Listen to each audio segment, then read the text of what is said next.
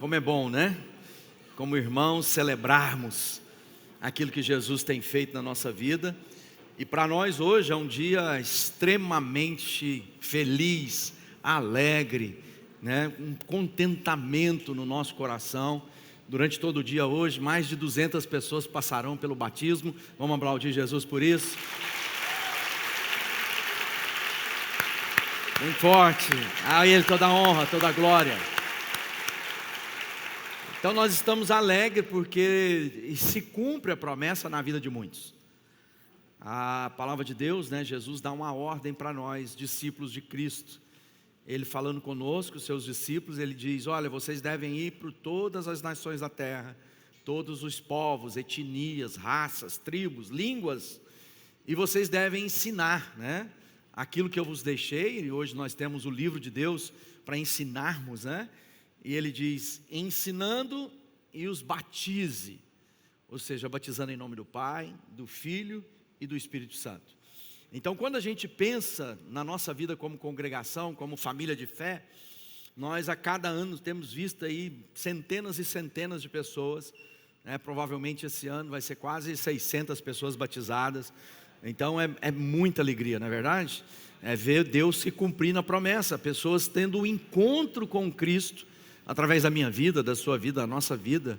Talvez você foi aquele que é o agente de Deus para trazer alguém a Cristo na sua casa, sua família, seus amigos. E a palavra de Deus diz que nós devemos nos envolver na nossa vida, nosso empenho, nosso vigor, com aquilo que repercute na eternidade. Talvez a gente tenha construído casas, construído empresas, construído reinos humanos, mas a palavra de Deus diz que gente ficará na eternidade. As outras coisas passarão.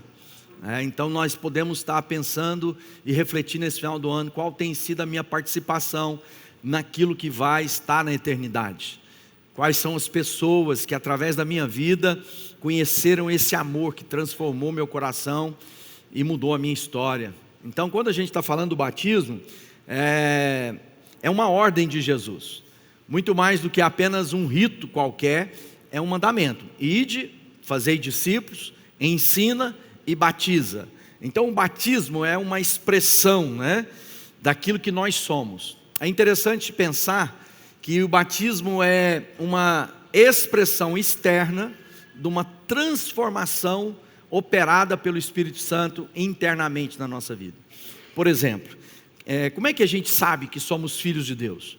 Primeiro porque está escrito na Bíblia, né? Mas na Bíblia está escrito que todo aquele que crê, for batizado, será salvo. Na Bíblia está dizendo, aquele que crê com o coração e fizer confissão com a boca. Batismo é a expressão de algo que eu não entendo bem, mas que Deus fez no meu coração, Deus operou.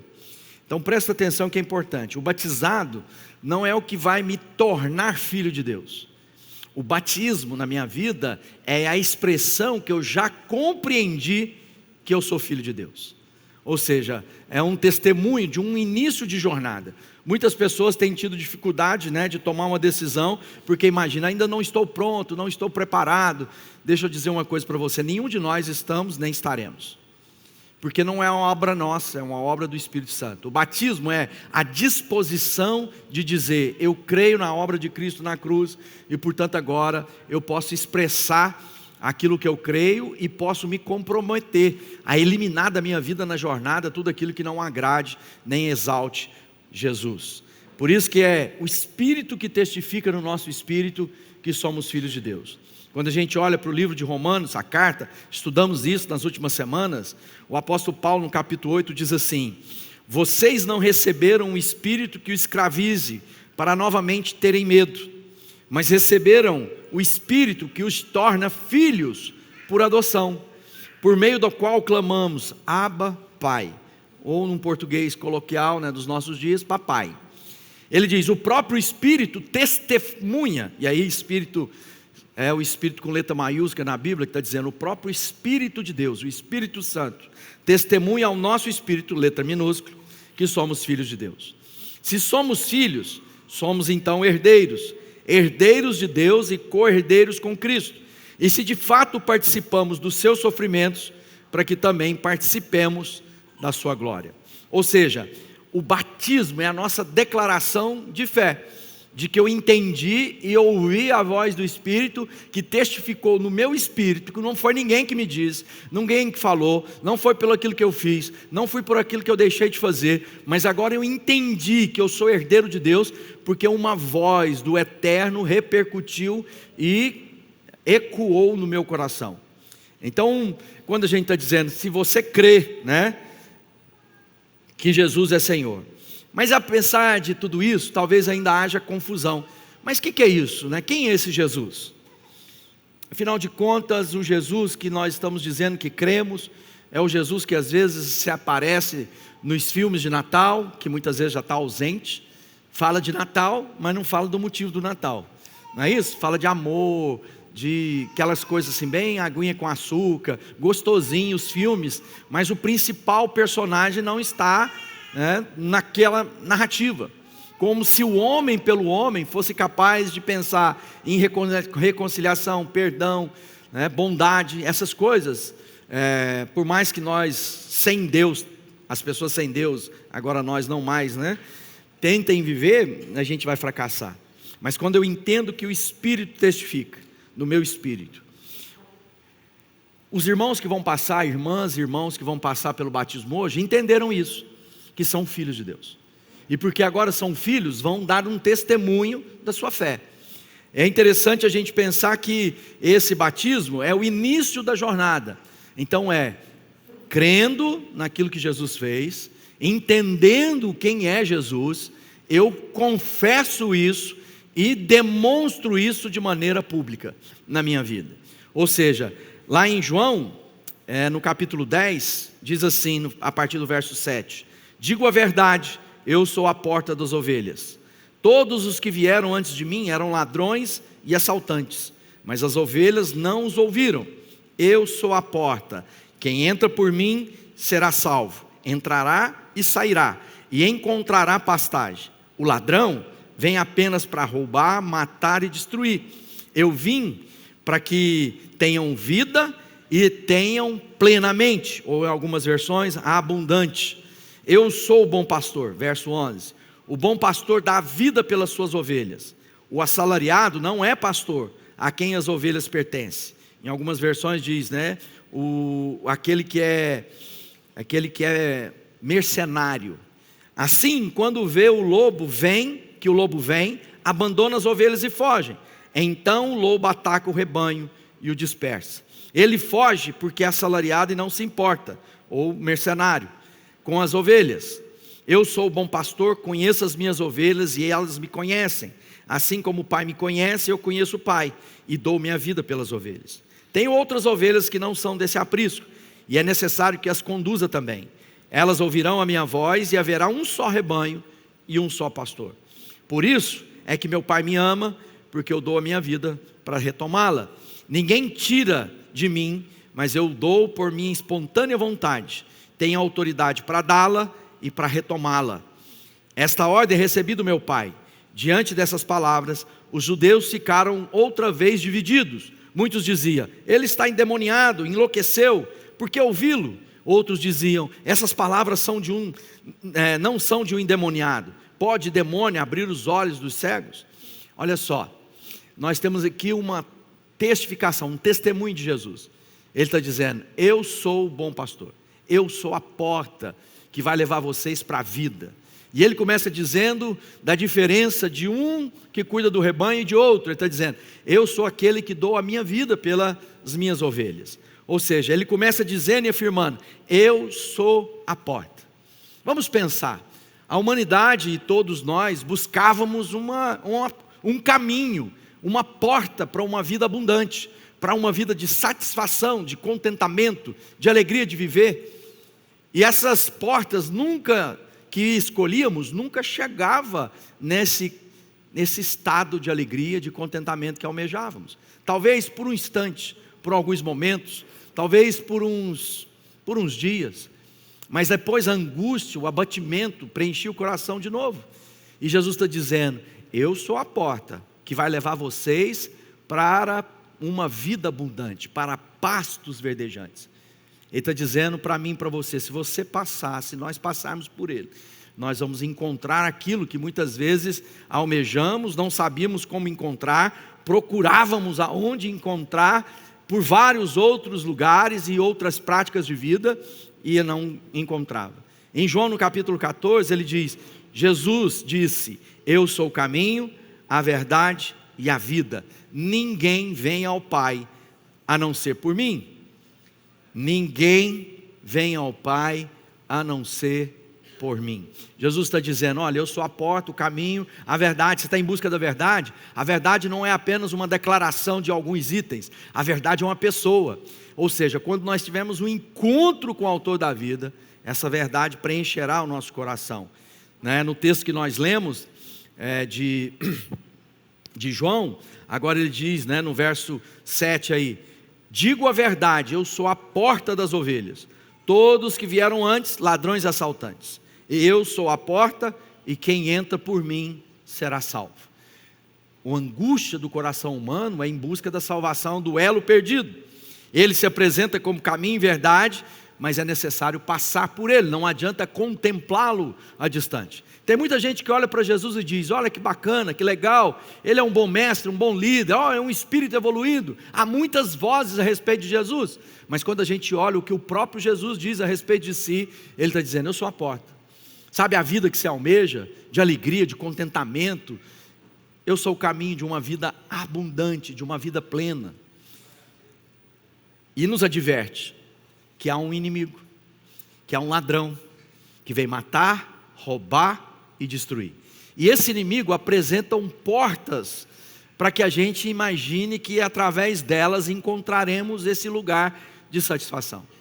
Muitas vezes dos prazeres, da ganância, das orgias, das mentiras, e a Bíblia diz que esses caminhos parecem ser caminhos de vida, mas acabam se revelando como caminhos de morte. Então, se a estratégia do inimigo, ele é o pai da mentira, e ele tem como um artifício o engano, ele vai apresentar para nós constantemente coisas que parecem serem boas, mas que não são. Ou seja, não há vida fora da vida. Só é possível viver a vida de plenitude se nos reconectarmos com o Criador. Não há vida fora dele. Ou seja, todas as demais coisas são paliativos, são subterfúgios, são coisas que parecem que vão acalentar o nosso coração e por um instante nos embriaga, nos tiram de nós. Por que uma pessoa se droga? Porque ele quer sentir um barato, ele quer sentir gostoso na vida, e aquilo passa, e muitas vezes aquelas drogas se tornam prisões, se tornam armadilhas. Mas se nós passarmos pela porta, nós vamos ter vida abundante. Mas é preciso reconhecer Jesus. Ele diz, eu sou a porta, eu sou esse caminho de vida que você está procurando, mas você tem que passar por mim. Então não adianta contemplar ao longe, não adianta apenas reconhecê-lo, eu preciso vivenciar Jesus. Por isso que ele diz, se você não comer da minha carne, não beber do meu sangue, você não está em parte de mim. Ele está dizendo, se você não viver de mim, se você não se alimentar de mim, todas as coisas que você tentar se alimentar, vai trazer fome de vida novamente. Mas se você se alimentar de mim, ele diz, eu sou a água que vai matar a sua sede, eu sou o pão que vai saciar a sua fome. E muitas vezes a gente não compreendeu, e por isso vivemos uma vida menor. E depois do texto ele diz, eu sou o bom pastor dá a vida pelas suas ovelhas. Ou seja, Jesus só é o caminho, porque ele deu a vida por nós. Nós estávamos distantes, não tínhamos acesso à graça e à bondade de Deus. Jesus foi lá e falou assim, o débito que é deles será meu, e eu vou morrer no lugar deles, eu sou o cordeiro substitutivo. Então os pecados da humanidade foram imputados a Cristo, e ele foi sacrificado, o seu sangue derramado, então houve perdão de pecados, para que a gente possa viver a vida. Lembre-se de uma coisa, a lei que prevaleceu de Moisés a Jesus, mas agora nós temos aquilo que foi o cumprimento da lei. O que era a lei? A lei dizia, todos pecaram e devem morrer. A consequência, o salário do pecado é a morte. Então Deus foi ensinando de maneira a que nós pudéssemos compreender a jornada da plenitude dos tempos. ele ensinou: vocês vão trazer um animal, vão trazer ao sacerdote, o sacerdote vai orar e vai transferir o seu pecado para a vida daquele pequeno animalzinho, e ele será morto. Esse animal, ele tem que ser sem defeito, ele não pode ter mancha, ele não pode ter nenhum tipo de úlcera, ele tinha de ser escrutinado por fora e por dentro, porque nada poderia ser oferecido a Deus que fosse defeituoso. O problema é que todos os anos as pessoas tinham de voltar, porque aquele pecado perdoado dizia a respeito dos pecados cometidos durante o ano. Só que como a natureza de quem ofertava não era transformada, todo ano ele tinha de voltar para oferecer sacrifícios pelo seu próprio pecado. Mas agora entra Jesus: eu sou o bom pastor e eu dou a vida pelas minhas ovelhas. Eu entrego para depois tomá-la de volta. Ou seja, o sacrifício de Jesus veio para mudar a história da humanidade. Ele é o bom pastor. No verso 14 ele diz: eu sou o bom pastor, conheço as minhas ovelhas e elas me conhecem. Ou seja, você tem conhecido a voz do pastor. Eu não sei se você sabe, mas as ovelhas, elas são meio que míopes. Ela não tem nem pescoço para levantar demais, então ela anda meio assim, e ela é conduzida, o rebanho é conduzido pela voz do pastor. O pastor ia à frente e as ovelhas o seguiam. Então quando nós olhamos para a nossa vida, você é capaz de reconhecer a voz do Criador te conduzindo? Você já olhou para Jesus e diz: ele é meu pastor, é nele que eu vou ouvir como é que é viver a vida que eu tenho para mim, né? A vida abundante está nele. Lembre-se que Jesus não foi morto porque os homens quiseram tirar a vida dele. Não, ele voluntariamente entregou a sua vida para que eu e você pudéssemos viver a vida que ele tem para nós. 1 João, na primeira carta de João, no capítulo 2, ele diz: filhinhos, eu escrevo a vocês porque os seus pecados foram perdoados graças ao nome de Jesus. Então João está dizendo: não se esqueçam, não precisa mais viver em culpa, o seu pecado já foi perdoado. Por quê? Porque Jesus é o bom pastor que foi ofertado como sacrifício no meu lugar e no seu lugar. E agora esse sacrifício é um sacrifício perfeito, não é um sacrifício que vai precisar todos os anos de morrer de novo por nós. Ele é o Filho de Deus que não tinha pecado, e ele foi aceito como o Cordeiro de Deus que tira o pecado do mundo. Então agora nós não tivemos apenas os nossos pecados perdoados. A partir de agora nós tivemos uma transformação da nossa natureza. Somos agora novas criaturas. Não somos mais escravos do pecado. Agora o pecado na minha vida e na sua vida é uma opção, mas não mais uma condição. Então antes a gente dizia assim: mas é difícil de resistir. Quando nós não tínhamos Deus, impossível. Mas agora que Jesus nos livrou do pecado e o Espírito nos conduz, fazemos uma escolha ruim quando pecamos. Antes nós não podíamos pecar. Então o que é preciso fazer? Bom, Jesus é o pastor, ele é a porta, é preciso confessar. E Paulo escreve isso no capítulo 10. Isto é, a palavra de fé que estamos proclamando, presta atenção agora. Se você confessar com a sua boca que Jesus é Senhor e crer no seu coração que o ressuscitou dentre os mortos, será salvo.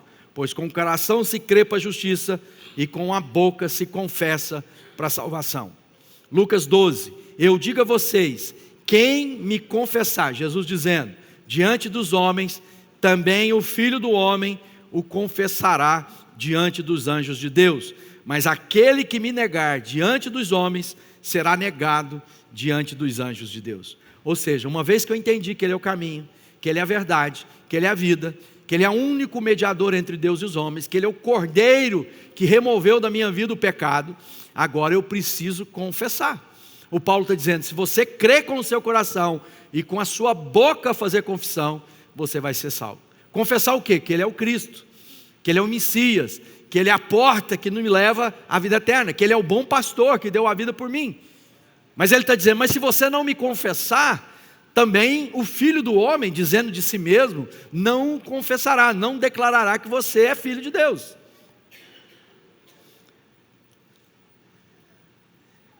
Jesus diz, aquele que me ama, é aquele que ouve os meus mandamentos e os pratica. Então confessar a Deus é começar pela minha declaração com a minha boca. Mas é claro que confessar Jesus tem a ver com a vida que eu levo. Se a minha jornada, se o meu estilo de vida confessa Jesus. Quando eu estou lá no meu casamento, o meu casamento é uma confissão ao mundo que eu sirvo a Deus. Que quando eu vou me submeter no meu trabalho, para fazer conforme a Bíblia diz, tudo quanto fizer, faça quem faz para Deus.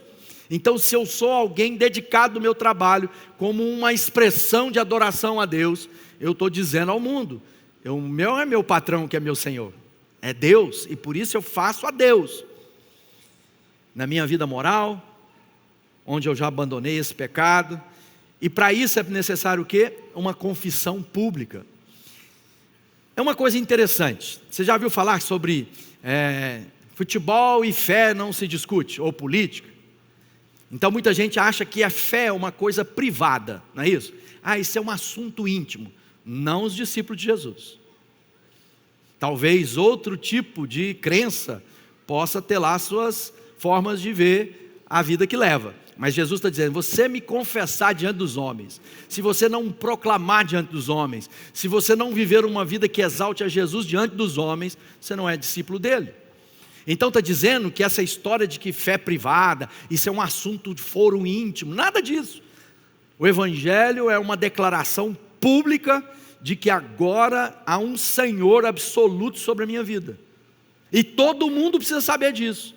O problema é que muita gente não quer confessar que é de Jesus, porque a vida é ruim.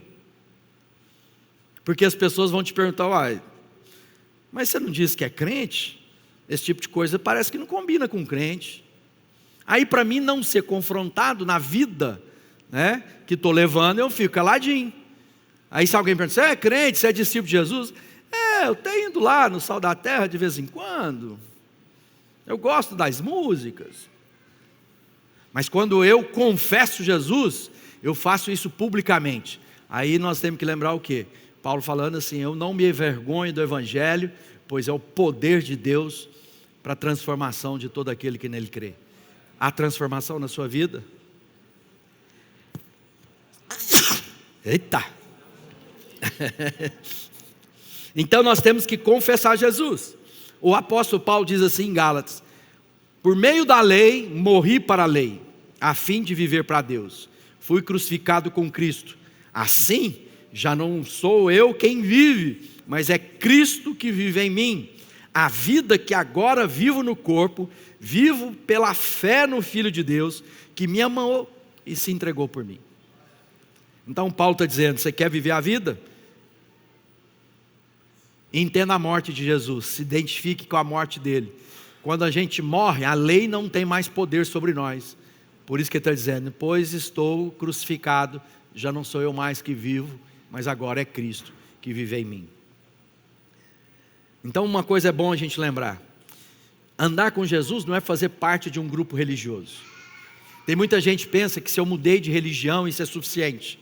Você deixou de cultuar num determinado lugar e passou agora a cultuar num lugar onde se ensina a Bíblia como verdade absoluta. Você diz, está resolvido? Não, ele está dizendo, você tem que me confessar. Os irmãos e irmãs que hoje estão aqui passando pelo batismo, eles estão fazendo uma declaração pública da fé deles.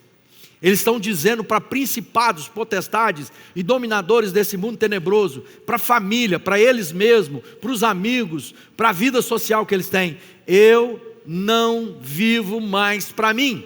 Por isso que o batismo pode ser identificado como aquele que foi morto e ressuscitou. Ou seja, é um testemunho de que eu preciso passar pelas águas. Lá em Romanos Paulo fala sobre isso. Fomos sepultados com ele na morte por meio do batismo. Coríntios ele escreve, se alguém está em Cristo é nova criatura. Então o batismo é esse sinal de obediência, de demonstração visível da graça que está na minha vida e do compromisso com uma vida que quero viver em Cristo, e é uma expressão da nossa fé. Por isso nós fazemos questão de todo mundo ganhar uma camiseta, aí aqui atrás tem a data, e você tem de pôr lá num memorial na sua casa, numa moldura, para que toda vez que você pensar em mudar de vida, voltar para o vômito, você olha para a camiseta e fala assim, não, eu estou morto, e agora tenho uma nova vida. E essa vida que vivo agora, vivo na fé no Filho de Deus. Eu não sei como é que está a sua vida, se você está bem com Deus. Eu não sei se você está vivendo dias bons, mas eu sei de uma coisa: aquele que confessar que Jesus é Senhor, vai ser salvo. E talvez você não tinha feito isso até hoje. E eu quero orar com aqueles que hoje querem dizer: eu reconheço que Jesus é Senhor da minha vida. Eu entendi que Ele é o Cordeiro, e que Ele é a porta, e não há caminho de vida que leva a Deus se não for por Jesus. Se você quer confessar isso agora, eu quero orar com você e por você. Mas eu vou fazer uma segunda oração, que é com aqueles que já entregaram a sua vida para Jesus, mas pela caminhada, de alguma maneira, o que vive não está confessando que Jesus é Senhor, e precisa retomar para uma vida de integridade, de dignidade e de adoração a Deus. Nós estamos prontos a viver o último mês do ano. Não despreze o último mês do ano. Dá tempo de muitas coisas na nossa vida. Dá tempo de restaurar amizades, dá tempo de restaurar casamentos, dá tempo de pedir perdão, dá tempo de liberar perdão, dá tempo ainda de fazer a oferta de coração que você sempre sonhou. Dá tempo de muitas coisas. Então fecha seus olhos. Se você nunca entregou sua vida para Jesus e hoje quer entregar, eu queria que você levantasse uma das suas mãos, que eu quero orar com você e por você. Talvez você nunca tenha entregado a sua vida para Jesus, mas hoje você está dizendo: entendi tudo, é isso que eu quero. Fica de pé, por favor. Continue com os seus olhos fechados. Põe aí a mão no seu coração, em cima do peito. Pai, nós estamos aqui para apresentar a vida desses irmãos e irmãs. Pedir que o Senhor derrame sobre a vida deles um testemunho de salvação. Que eles sejam agora inscritos no livro da vida. Que eles reconheçam a voz do Espírito Santo, que diz ao Espírito deles que são filhos e filhas amadas, porque Jesus as amou, os amou. Eu os abençoo e declaro que todo pecado está perdoado, no nome de Jesus. No nome de Jesus. Pode se assentar. E eu quero orar com aqueles que já entregaram a sua vida para Jesus, mas hoje quer dizer: eu quero mais, eu quero me reconciliar, eu quero abandonar coisa na minha vida que não está glorificando a Deus. Eu quero que tudo que eu viva testifique para todo mundo que eu sou de Jesus. Se você quer fazer essa oração comigo, continua com os seus olhos fechados. Levante uma das suas mãos, que eu quero orar com você e por você. Se essa manhã você quer dizer: eu quero viver uma vida que não envergonhe o nome de Jesus. Amém. Você que levantou a mão, fica de pé, por favor. Pai, eu quero apresentar a vida dos meus irmãos. Que essa manhã seja manhã de cura, de retomada na vida de cada um. Que hoje nós declaramos que o pecado está perdoado, para que eles não pequem mais, porque agora eles são do Senhor, eles te pertencem, e que toda